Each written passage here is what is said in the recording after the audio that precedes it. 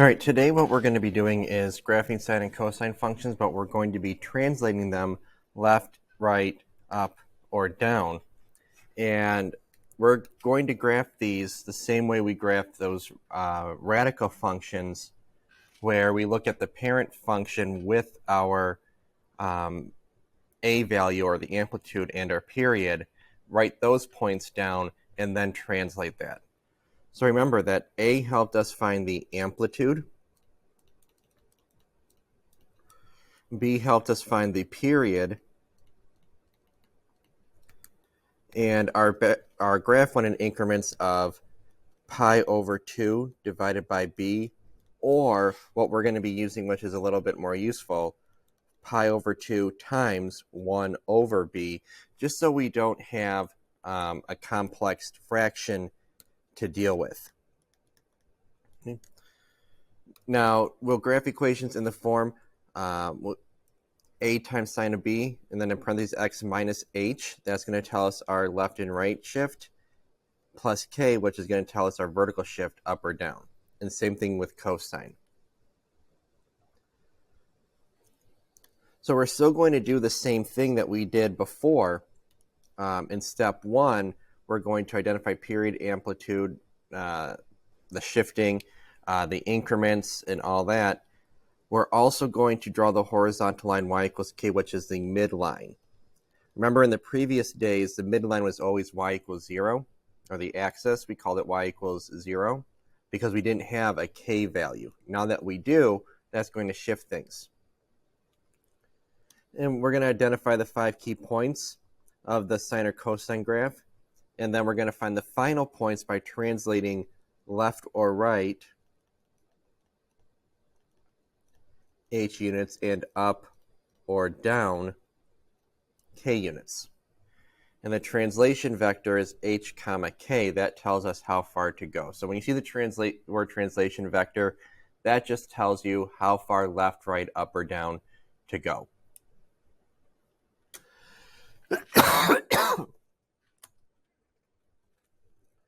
So in this graph, y equals 3 sine of 2x plus 1. Your amplitude is 3.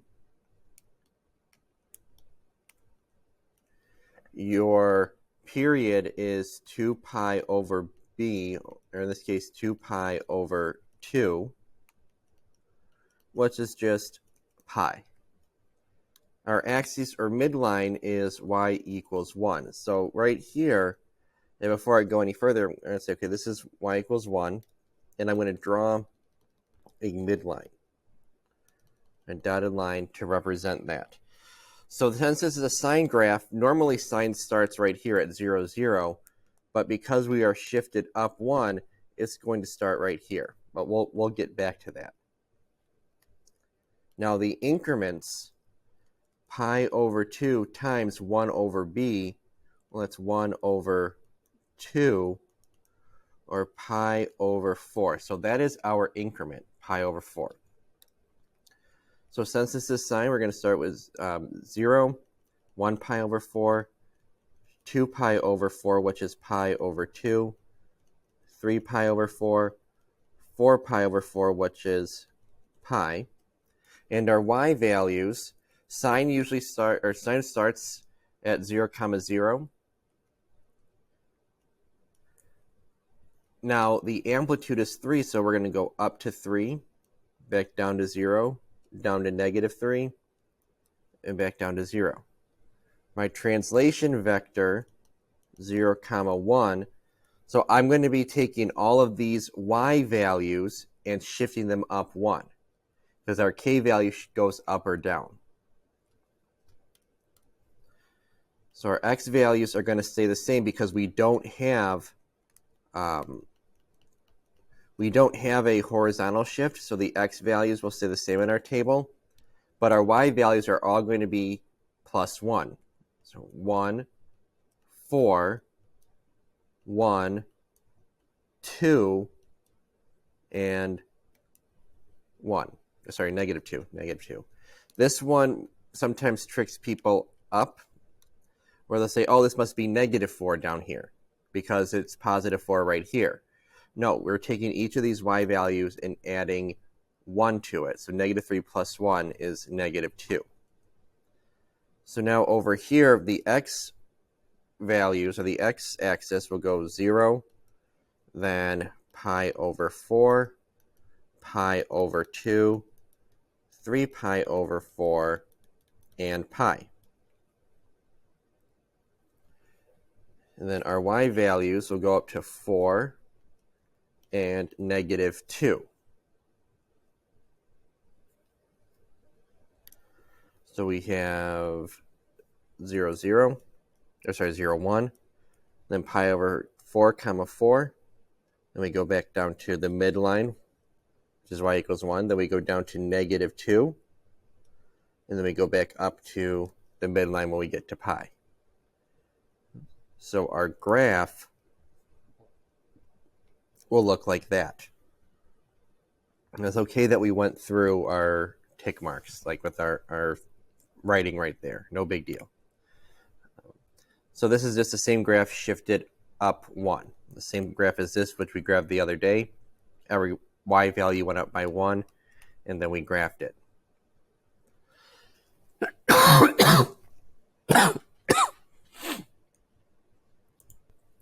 So now let's go on to this one where we're going to have a horizontal shift but no vertical shift.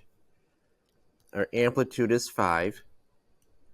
Our period, with our b value of 2, so 2 pi over b, or 2 pi over 2, which is this equal to pi.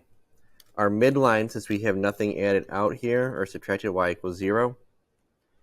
Our increments, pi over 2 times 1 over 2, which is pi over 4. So what we're going to do is we're going to do our 5 key points of y equals 5 cosine 2x, without that translation vector, without that horizontal shift. So 0, x value of 0, 1 pi over 4, 2 pi over 4, which is pi over 2 again, 3 pi over 4, 4 pi over 4, which is equal to pi. And then our y value, since this is a cosine graph, we start at the top. So we're going to start at 5, and then go back down to 0, then negative 5, come back to 0, and then at 5 again. Our translation vector is going to be right 3 pi, because it's the opposite of what you see, and up 0.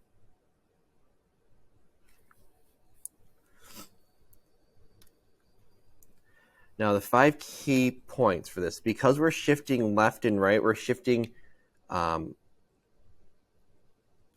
pi units to the right. What I'm going to do is, you see how our increments are pi over 4? Our increments are pi over 4.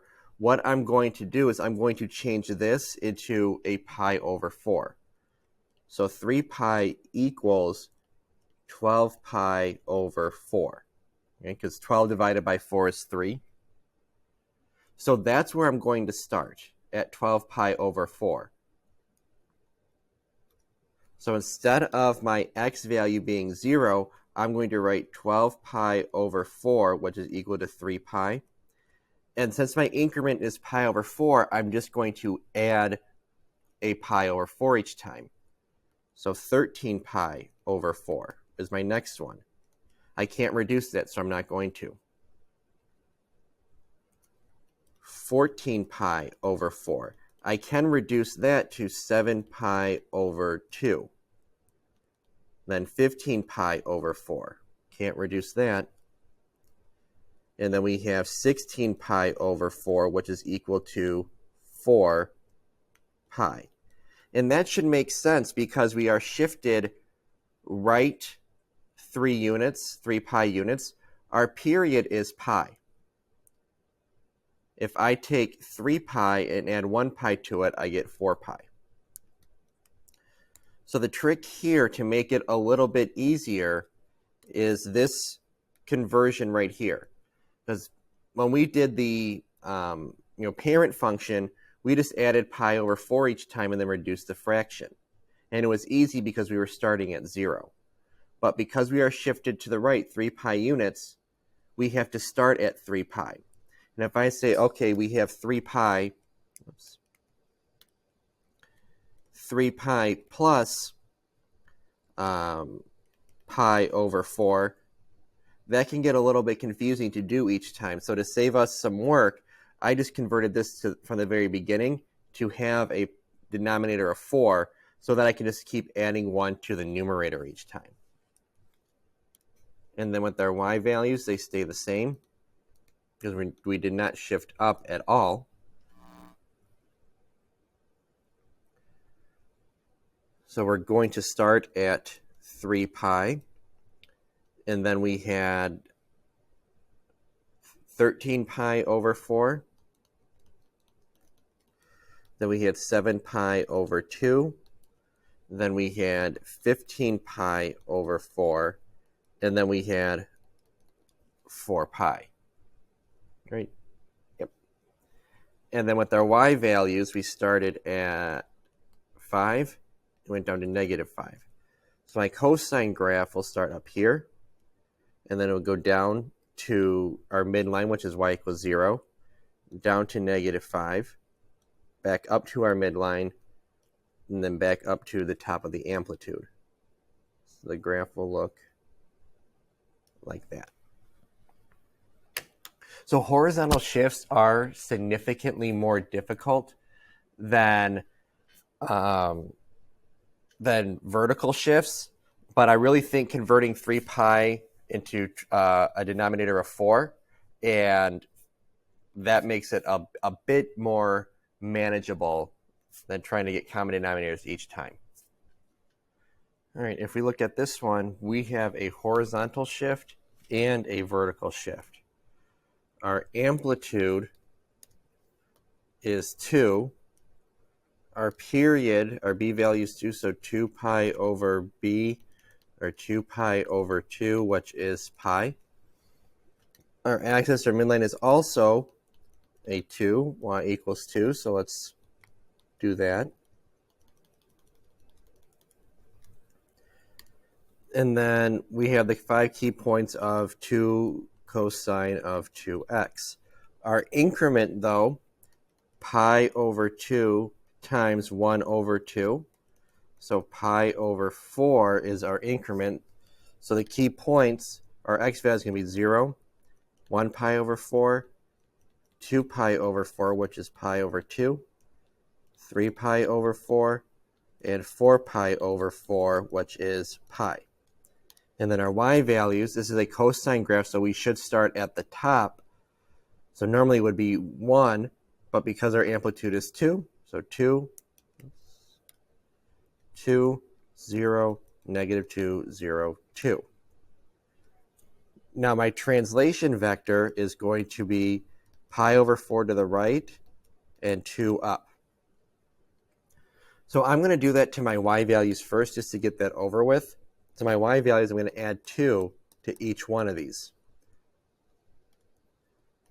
So 4, then 2, negative 2 plus 2 is 0, 2, and then 4 again.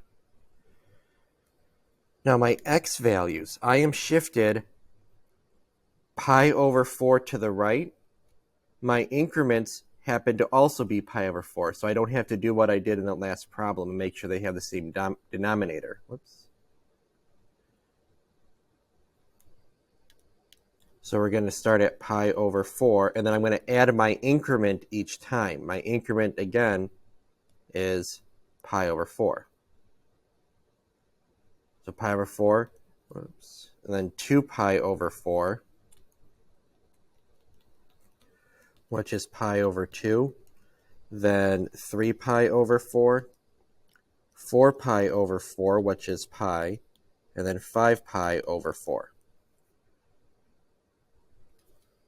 So over here on my graph, I'm going to start at 1 pi over 4, then it was pi over 2, 3 pi over 4, pi, which is 4 pi over 4, and then 5 pi over 4. And my y values, they went all the way up to 4 and down to 0. And my first point was pi over 4 comma 4, and then it went down. Oh, my midline didn't keep going. Then we went down to 3 pi over 4 comma 0, then pi comma 2, and then 5 pi over 4 comma 4, back up to the amplitude.